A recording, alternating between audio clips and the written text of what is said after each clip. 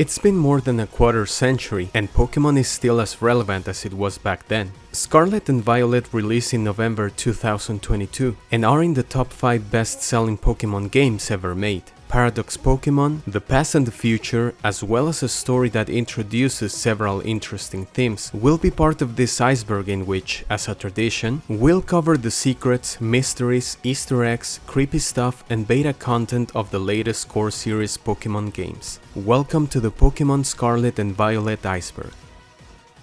Say my name. Iceberg. You're goddamn right. Just a quick announcement. I've recently enabled memberships for my channel, so if you want to support my work and at the same time get some advantages and communicate directly with me, consider becoming a member of this growing community. I'll be really thankful for your support, and also don't forget to subscribe, like my videos and comment, as it helps my channel grow and get more people to know what I'm doing. Thanks in advance. Future Paradox Pokémon aren't Pokémon. We can say for a fact that past Paradox Pokémon are organic creatures, not too different from their present counterparts. However, future Pokémon are a completely different thing. There aren't any apparent organic parts in any of the future Paradox Pokémon, which indicates that they could be completely artificial, therefore not qualifying as Pokémon. That doesn't discard the possibility that maybe they have organs, and that their only organic parts are their brains, making them cyborgs. What exactly happened to these creatures in the future? Did the Pokémon world experience an apocalyptic event that eradicated all Pokémon life? If future Paradox Pokémon are completely artificial, then they aren't Pokémon, and it could well be that future humans made an effort to replicate what in the past were living creatures. In a more obscure turn, if they have organic components, who is performing these atrocious experiments with living creatures and putting their brains into artificial vessels? There are theories that claim that advanced civilizations in the universe are bound to fuse with their technology, ending up as biological creatures with technological parts to extend their lifespan or become immortal, as well as being able to survive environments not intended for life, such as the vacuum of outer space. Another more obscure theory states that with the development of AI, a biological civilization could meet its end at the hands of its own technological creation, and that they are completely artificial entities whose purpose is to exterminate biological life, as it might seem a threat to them and the universe itself. And this makes sense if we take into account what humans are capable of doing. My theory is that somehow, 1 billion years into the future, artificial intelligence took over the world and exterminated all life forms and replaced them with completely robotic creatures that resemble Pokémon, and that might be easy to program and comply with tasks that wild Pokémon wouldn't be willing to perform. Nobody knows if this theory is true, and if this future belongs to the timeline of the games we know, or something went completely wrong and it is the result of a catastrophic and dark future. You're from Galar. I'm not sure if there are more expressions, but when your mom is speaking to director Clavel, she says, "You simply must join me for a cuppa," which is British slang for a cup of tea. This is not the first time that you don't belong to the region you start your adventure in, as for example, Brendan and May are from the Johto region. It was in Italy. There were some paintings in Brilliant Diamond and Shining Pearl that made people believe that Italy would be the next region's inspiration, especially because Masuda greets the player saying ciao. As we know, this turned out to be wrong. Classic overworld sprites.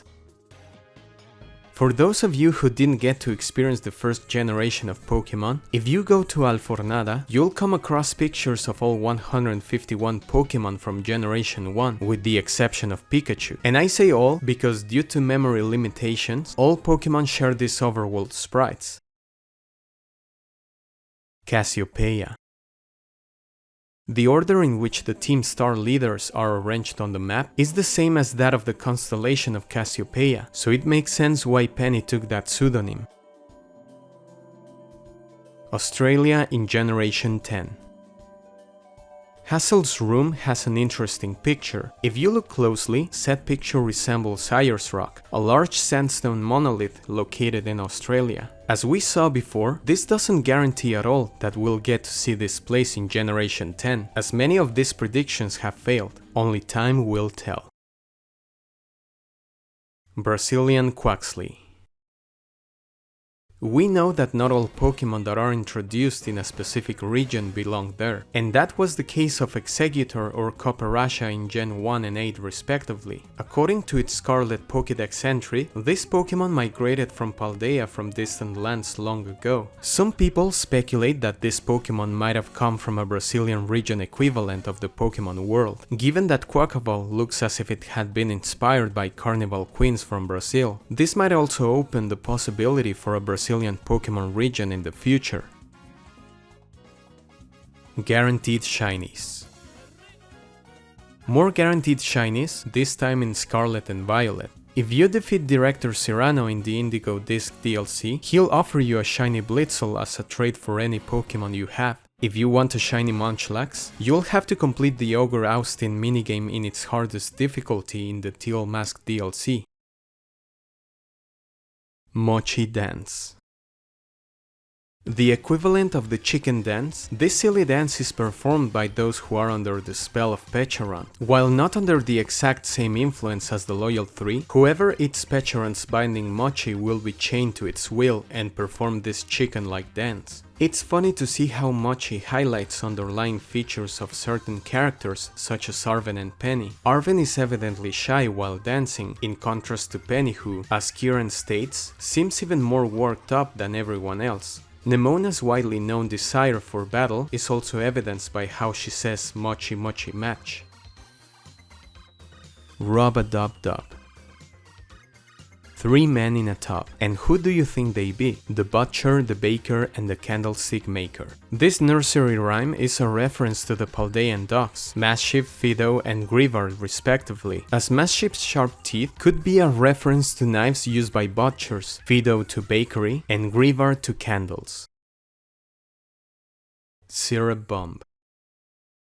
Something that almost never changes are moves, regardless of the Pokémon that uses them. If we go back to Pokémon Stadium, we might see an exception when Blastoise uses Hydro Pump, as instead of one stream of water, we'll see 2 of them coming out of their cannons. In Generation 9, if you use Syrup Bomb with a shiny Dipplin, the syrup will be golden instead of the regular red color. 2 other moves are affected depending on whether the Pokémon is shiny or not, those being Mind Blown and Dragon Darts. The Good, the Bad, and the Ugly. Some people hear a similarity between Bramblin's Cry and the Good, the Bad, and the Ugly's theme. Take a listen.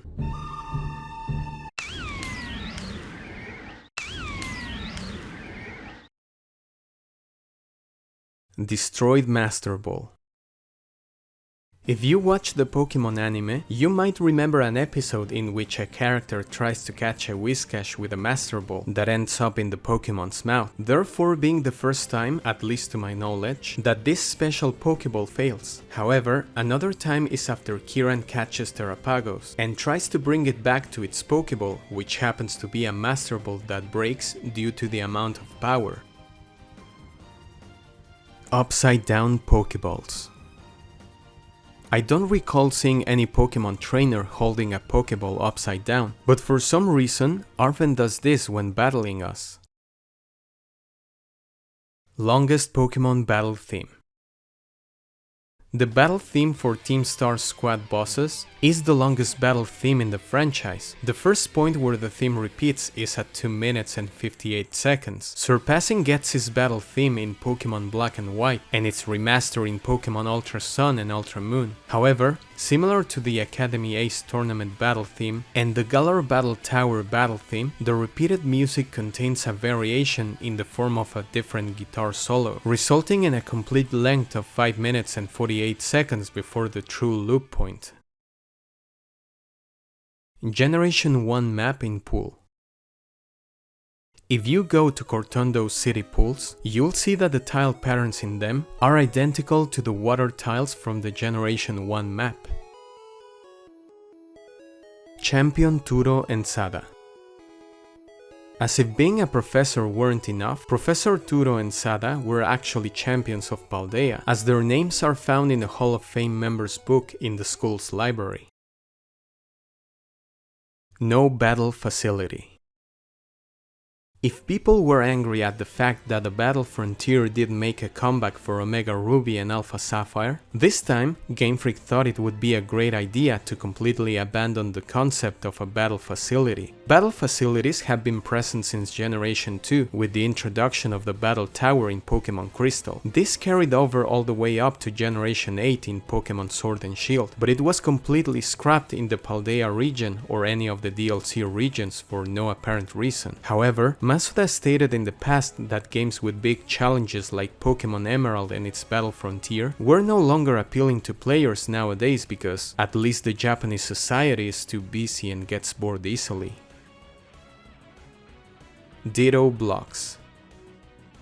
In the Indigo Disc DLC, you can find several Ditto blocks in the terrarium. However, there's a 1 in 100 chance of finding a shiny Ditto block that unfortunately serves no purpose at all. Kieran revived the Loyal 3. There's a cutscene after you defeat Kieran in the Teal Mask DLC, in which he punches the shrine under which the Loyal 3 remains are buried. If you pay close attention, you can see a small purple aura emanating from his fist. While not stated, this implies that either his negative energy or a possible control by Pecharon had something to do with the evildoer's revival. On top of that, some people have pointed out at Kieran's hair color being similar to that of Pecharon's toxic chain. Pecharon's reactions. At the end of Mochi Mayhem, if you face Pecharon with Ogerpon or the Loyal 3, Pecharon will react in different ways. If you use Ogerpon, this will react angrily, alluding to Pecharon's actions against Ogerpon in the past. If the player uses any of the Loyal 3 against it, a scene will play where Pecharon reacts with visible shock and anger, likely due to the Loyal 3 turning against it. Evil Pokémon.